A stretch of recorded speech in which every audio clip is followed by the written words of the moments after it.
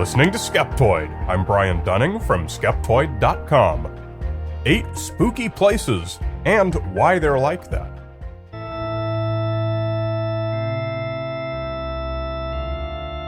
Today we're going to spin the globe and look at 8 sites full of creepiness, places that drive the mind mad with horror and spookiness. For some, urban legends exist that give haunted explanations for the frights within.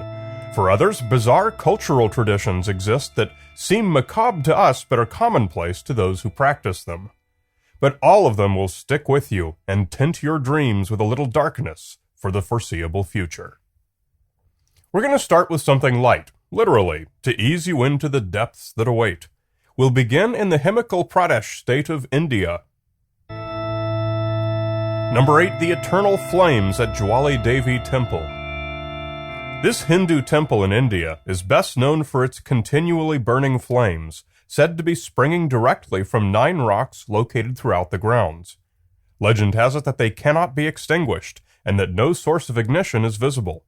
They are the manifestation of the goddess herself, which is why no other idol exists at the temple. According to Hindu tradition, the goddess Sati, first consort of Shiva, killed herself by self-immolation using her yogic powers. Shiva was enraged and struck out, wreaking havoc. To calm him, the god Vishnu took Sati's body and cut it into 51 pieces, distributing them throughout India, where each became a sacred site. The place where Sati's tongue landed became the Jwali Devi Temple, and the fires still burn today. But science offers a complementary explanation. Other than the temple, the town of Jwalamukhi has also been host to the Oil and Natural Gas Corporation of India. The area was first surveyed in 1835, and exploratory natural gas mines were drilled throughout the 1980s. Because oil was never struck, none of the mines were developed into commercial production, but a closer examination of the flames at the temple reveal copper pipes, which are lit each day by the priests.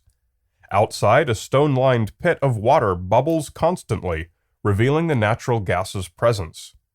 Whether the copper pipe is attached to municipal service or is fed by the local natural source is not clear. Number 7. New Haven's Cemetery in a Basement. It's not uncommon for old churches to have crypts in their lower levels where bodies are interred, but Center Church in New Haven, Connecticut is unusual in that the bodies in its basement are buried in a perfectly normal, cemetery-like manner, inside caskets buried 6 feet deep with a conventional headstone. Walking through the basement of Center Church is exactly like walking through any other outdoor graveyard. Why did Center Church do this? Turns out that the explanation is elegant in its simplicity. The cemetery was there first, and the church was built on top of it in 1812, so as not to disturb the bodies. The surrounding earth was built up so the church appears to be on level ground, yet when you visit its basement, you find the true original ground level. Moisture eroding the headstones has been a problem, so the ground has been paved with dry-fit bricks to allow better drainage. Other than that, you'd never know you're not strolling through the original pre-1812 cemetery. Number 6. The Mapimi Silent Zone. In northern central Mexico is La Zona del Silencio, the Silent Zone. In this remote patch of desert, it's said that radios, compasses, and electronics refuse to function. UFO stories abound, as well as alleged magnetic vortices, visiting space aliens, mutated plants and animals, and just about any other strange phenomenon you can mention. There are no pictures or documentation, just stories and ghostly tales. Why do these stories exist? They didn't, not until after 1970. An American Athena missile from White Sands Missile Range in New Mexico went off course and crashed in the Bolson de Mapimi Desert Basin. The U.S. military located and cleaned up the mess, including soil contaminated by the fuel. A local man named Jaime, who was one of a number of locals hired by the military during the cleanup, saw dollar signs and promoted the story to the newspapers, and even spoke of building a resort hotel. Jaime's plans were cut short when he was killed in a bar fight, so all that remains are whatever stories sprouted from the seeds he planted. Number 5. The Underground Tomb in Okinawa. World War II saw the construction of many underground bunkers on the island of Okinawa, but one in particular has a gruesome history. The Okinawa District Headquarters of the Japanese Navy was built inside 450 meters of tunnels in the hillside overlooking the Okinawa Naval Base. When it was unsealed in the 1950s, the remains of more than 4,000 Japanese soldiers were found. Why? When U.S. Marines overran Okinawa in June of 1945, Admiral Minoru Ota, commander of the Oroku Peninsula forces, ordered all his troops to commit suicide. He died along with 4,000 of his men inside the bunker, except for a few who disobeyed the order and attempted a hopeless charge against the forces outside.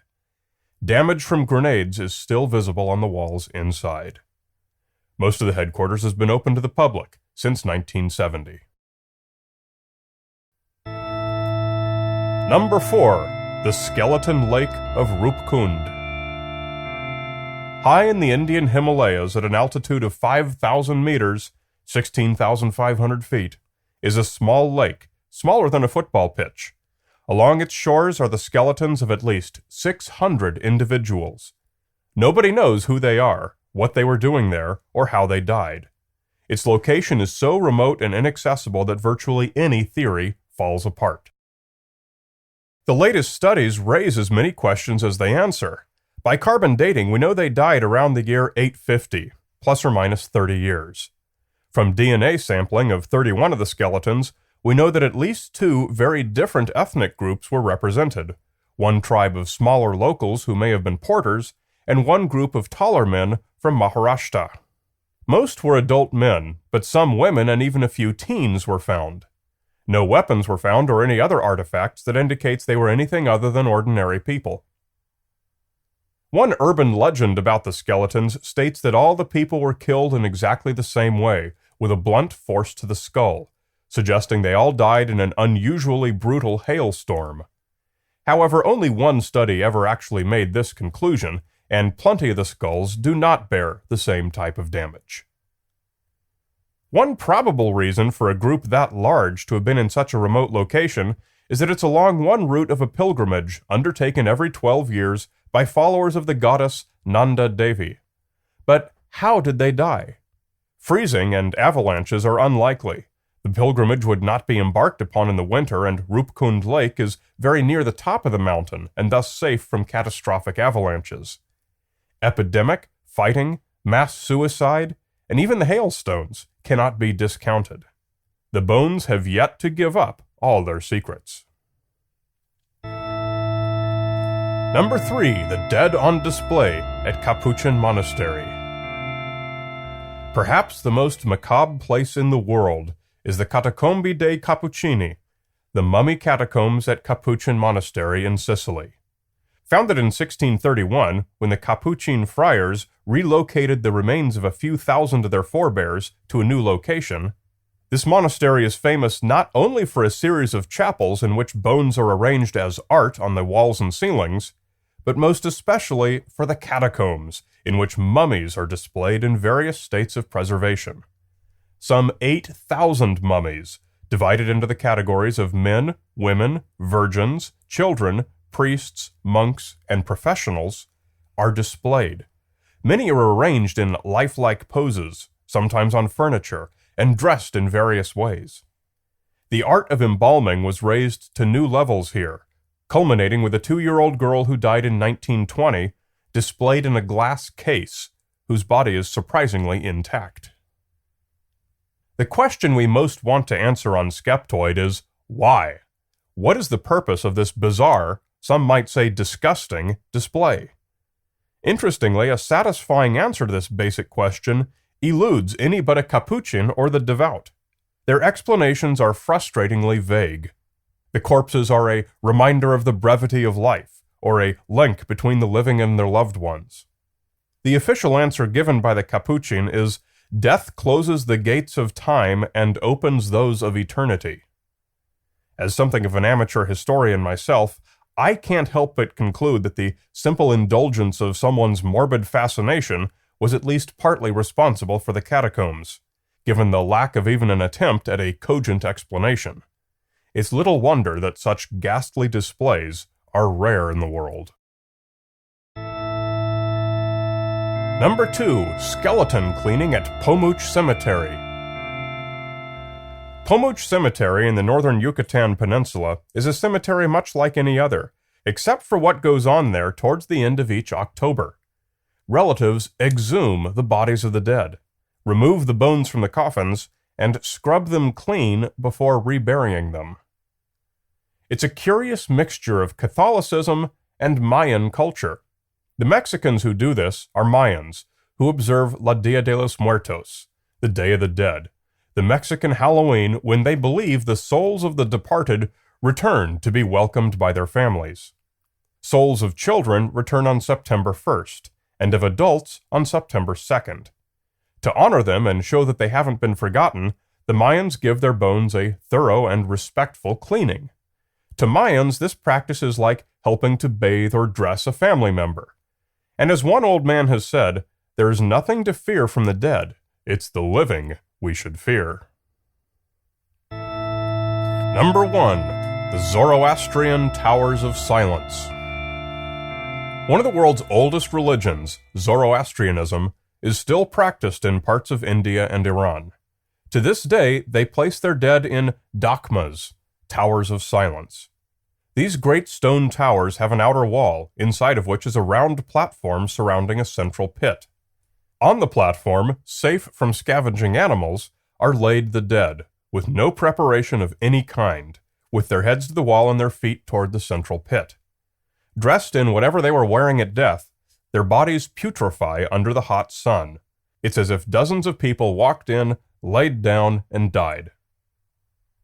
Bodies that have lain for a year or more are swept into the central pit, where the bones and shreds of clothing pile up in a great tangle.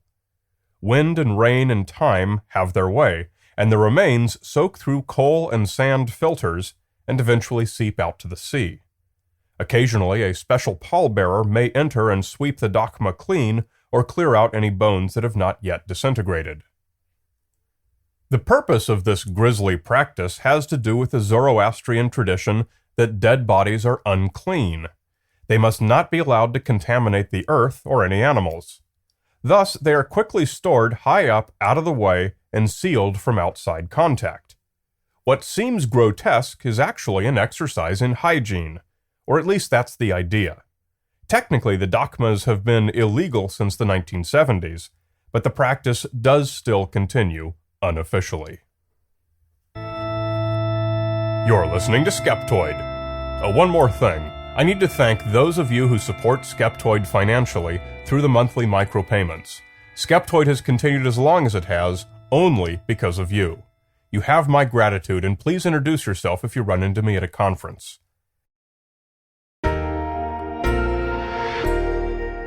I'm Brian Dunning from Skeptoid.com.